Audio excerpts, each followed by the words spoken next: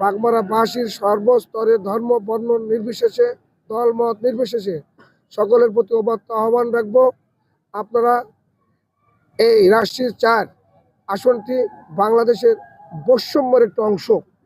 আমাদের বিভিন্ন সময় আমরা লক্ষ্য করেছি বিভিন্ন নির্বাচনী এলাকায় যেমন উন্নয়নের ছোঁয়া পড়ে, আমাদের রাষ্ট্রীয় 4 বাগমারা আসনের মনে হয় আয়ামে জাইলা যুগের লোকের মতো।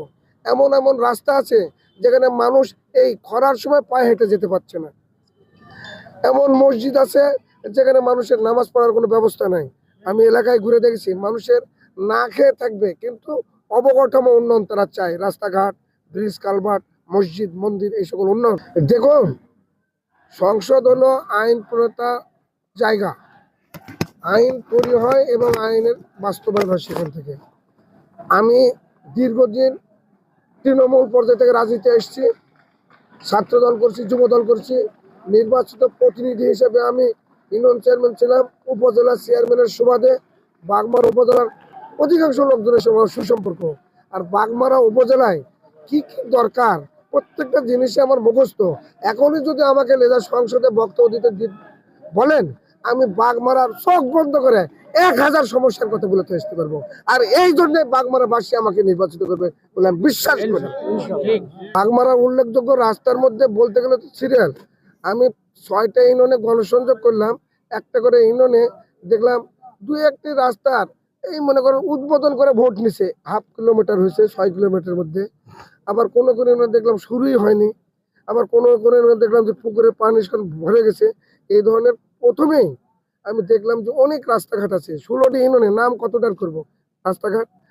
আর আমাদের শিক্ষা ব্যবস্থা ধ্বংসের পথে।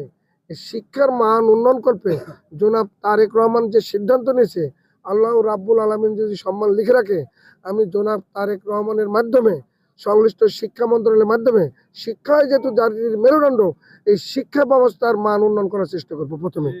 নেক্সট, স্বাস্থ্য সেবার অবস্থা একেবারে দুর্বিষহ। স্বাস্থ্যসেবা বাগমারাতে নাই বললে চলে। রাজশাহী জেলা থেকে বাগমারার দূরত্ব কোনো কোনো এলাকায় 55, কোনো কোনো এলাকায় 60, কোনো কোনো এলাকায় 70। এই বাগমারা যে স্বাস্থ্য কমপ্লেক্স আছে, এই স্বাস্থ্য কমপ্লেক্স একবার ভাঙচুর। এখানে আমরা চেষ্টা করব 100 শয্যা করার পর্যন্ত। 100 শয্যা করার আগেই যে 50 শয্যা আছে, এখানে আমরা বিশেষজ্ঞ ডাক্তার নিয়ে আসার ব্যবস্থা করব প্রথমে। তার সঙ্গে আমাদের প্যাথোলজিক্যাল সমস্যা নাই, কোনো রকমের পরীক্ষা হয় না, আমরা প্যাথোলজিটা দ্রুত নিয়ে প্রাথমিকভাবে যেন বাগমারাবাসীকে সেবা দিতে পারি, এই কাজগুলো করে যাব। আমি এখন পর্যন্ত প্রশাসনের লেভেল প্লেইং সঠিক দেখছি। ছোটোখাটো ত্রুটি বিচ্যুতি থাকবেই।